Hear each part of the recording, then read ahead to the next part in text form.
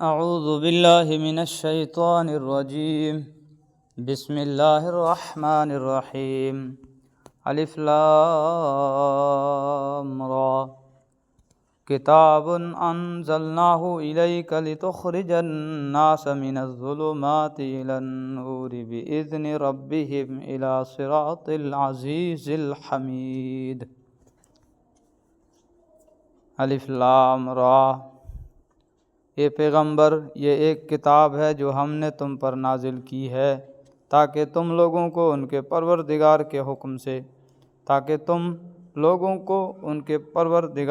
حکم سے اندھیروں سے نکال کر روشنی میں لے آؤ، یعنی اس ذات کے راستے کی طرف جس کا اقتدار سب پر غالب ہے، جو ہر تعریف کا مستحق ہے۔ اللہ الذی لہ ما فی السماوات وما فی الارض وَوَيْلٌ لِّلْكَافِرِينَ مِنْ عَذَابٍ شَدِيدٍ۔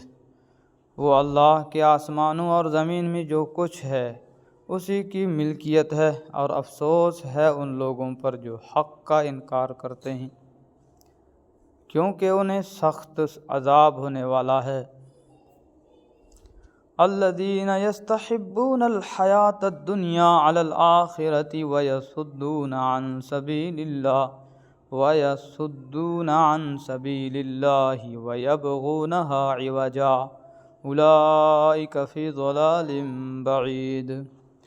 وہ لوگ جو آخرت کے مقابلے میں دنیا کی زندگی کو پسند کرتے ہیں اور دوسروں کو اللہ کے راستے پر آنے سے روکتے ہیں اور اس میں ٹیڑھ تلاش کرتے رہتے ہیں، وہ پرلے درجے کی گمراہی میں مبتلا ہیں۔ اس کا ایک مطلب تو یہ ہے کہ وہ اسلام میں کوئی نہ کوئی عیب تلاش کرتے رہتے ہیں تاکہ انہیں اعتراض کا موقع ملے، اور دوسرا مطلب یہ ہے کہ وہ اس فکر میں لگے رہتے ہیں کہ قرآن و سنت میں کوئی بات ان کے خیالات اور خواہشات کے مطابق مل جائے تو اس کو اپنے باطل نظریات کی تائید میں پیش کریں۔ وَمَا أَرْسَلْنَا مِن رَّسُولٍ إِلَّا بِلِسَانِ قَوْمِهِ لِيُبَيِّنَ لَهُمْ فَيُضِلُّ اللَّهُ مَن يَشَاءُ وَيَهْدِي مَن يَشَاءُ وَهُوَ الْعَزِيزُ الْحَكِيمُ۔ اور ہم نے جب بھی کوئی رسول بھیجا خود اس کی قوم کی زبان میں بھیجا تاکہ وہ ان کے سامنے حق کو اچھی طرح واضح کر سکے، پھر اللہ جس کو چاہتا ہے گمراہ کر دیتا ہے اور جس کو چاہتا ہے ہدایت دے دیتا ہے، اور وہی ہے جس کا اقتدار بھی کامل ہے، جس کی حکمت بھی کامل۔ کفار کا ایک اعتراض یہ بھی تھا کہ قرآن عربی زبان میں کیوں اتارا گیا ہے؟ اگر یہ کسی ایسی زبان میں ہوتا جو حضرت صلی اللہ علیہ وسلم نہیں جانتے تو اس کا معجزہ ہونا بالکل واضح ہو جاتا۔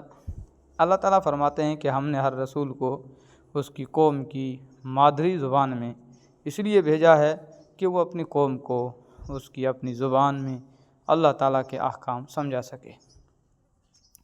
کسی اور زبان میں قرآن نازل کیا جاتا تو تم یہ اعتراض کرتے کہ اسے ہم کیسے سمجھیں؟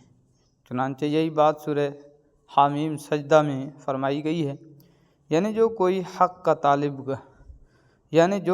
حق کا طلبگار بن کر اس کو پڑھتا ہے تو اللہ تعالیٰ اس کو ہدایت دے دیتے ہیں، اور جو شخص ضد اور عناد کے ساتھ پڑھتا ہے اسے گمراہی میں بھٹکتا چھوڑ دیتے ہیں۔ مزید دیکھیے پچھلی صورت آیت نمبر 33 کا حاشیہ۔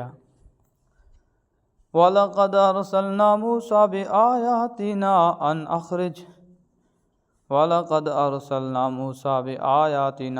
أَنْ أَخْرِجْ قَوْمَكَ مِنَ الظُّلُمَاتِ إِلَى النُّورِ وَذَكِّرْهُم بِأَيَّامِ اللَّهِ إِنَّ فِي ذَلِكَ لَآيَاتٍ لِّكُلِّ صَبَّارٍ شَكُورٍ۔